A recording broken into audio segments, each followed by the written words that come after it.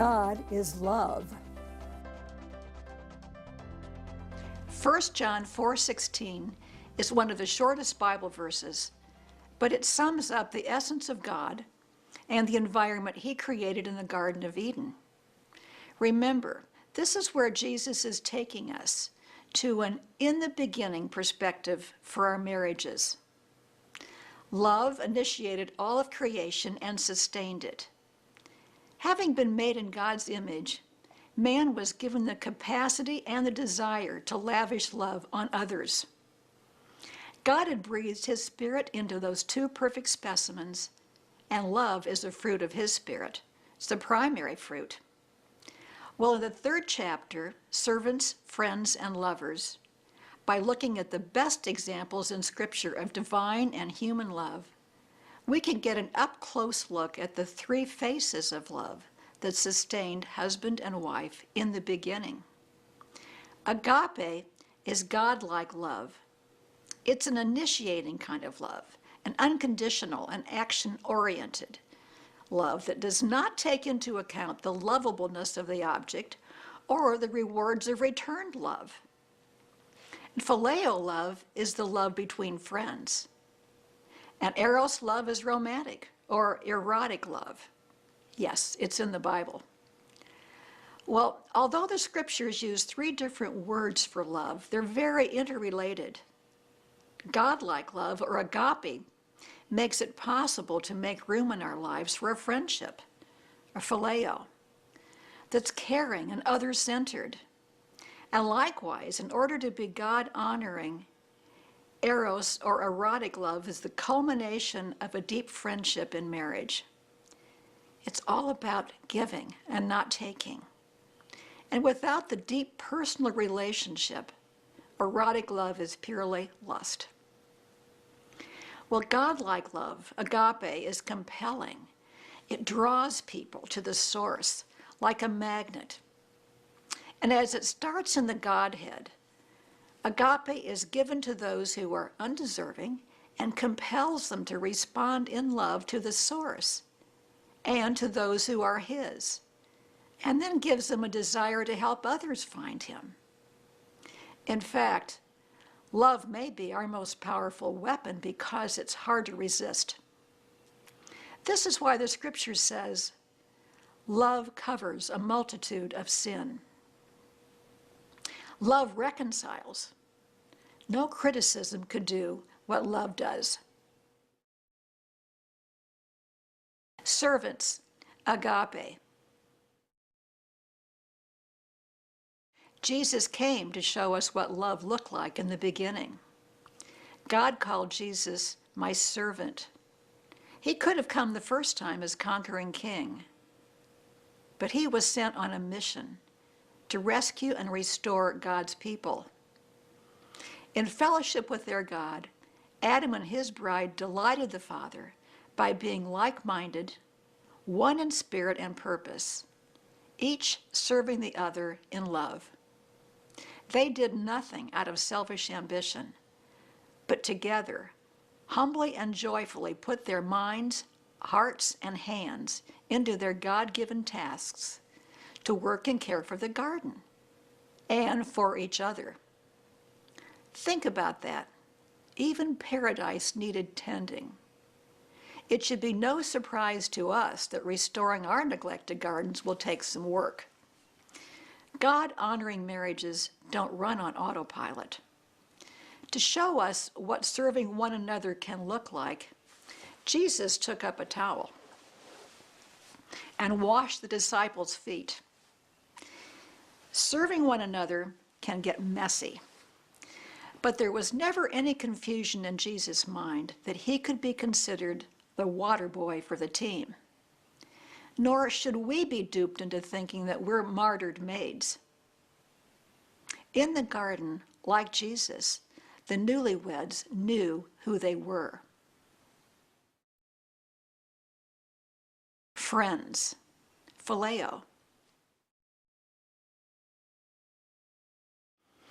God made mankind to savor friendships.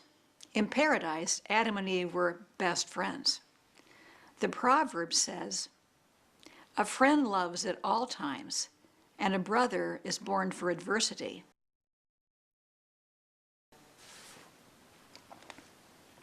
Time may be your most important gift for your husband.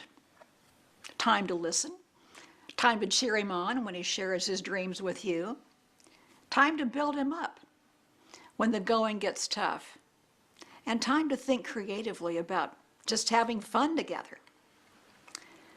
I can remember our earlier and sometimes frantic years of raising children when I was all about efficiency, making the best use of my time.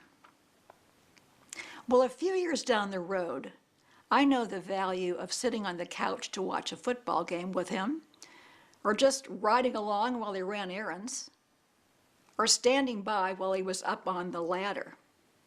Hopefully, you can learn from me and the author of Ecclesiastes, who wrote, "Two are better than one. If one falls down, his friend can help him up. But pity the man who has no one to help him up." As I mentioned earlier, a deep friendship in marriage is the basis for the third aspect of love, eros. Lovers, eros. Erotic love may bring to mind romantic thoughts of soft music and hearts and flowers, and I think we can be fairly certain that in the Garden of Eden, there were flowers, because we know that God created beauty.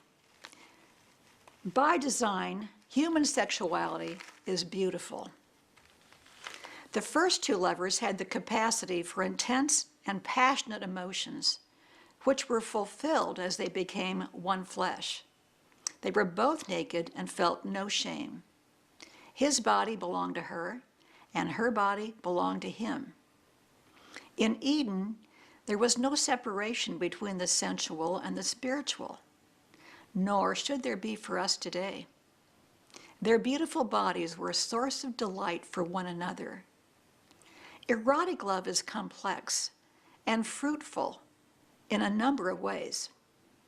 Well, the obvious fruit from sexual relations would be, of course, the conception of a child. Children are a blessing from God. But eros was also intended for a lifetime of pleasure.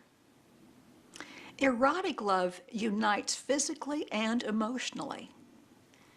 It's both personal, as distinguished from sex that it's impersonal and self-gratifying, and it's exclusive, forsaking all others. I noticed through the years that when the intimacy between Bob and I seemed to have waned, lovemaking sweetened our relationship, making us more appreciative and more tender toward one another. Seeing marriage through God's eyes in the scriptures reminds us that when he is in our midst, as he was in the garden, married life is rich, full, and completely satisfying. With some sanctified imagination, we can visualize that within the rarefied, sinless environment of the Garden of Eden, man and woman made beautiful music together.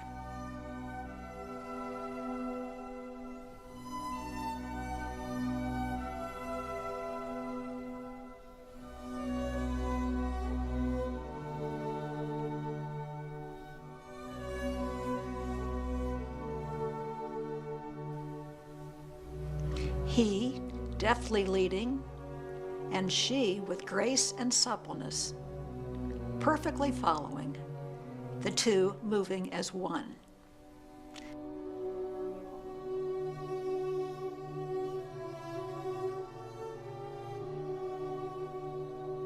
Together, they claimed as their own the soil their light feet touched.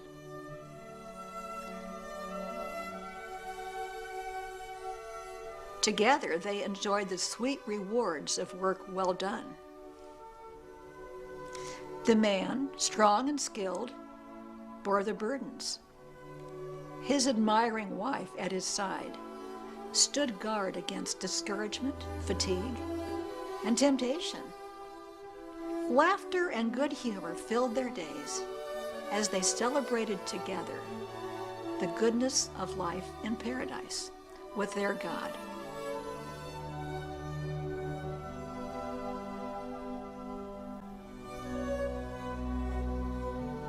The rapture of their shared love gave each a satisfaction that defied earthly expression as the two became one flesh.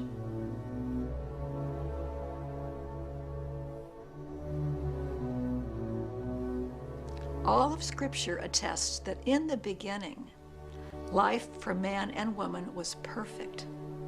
Life was eternal.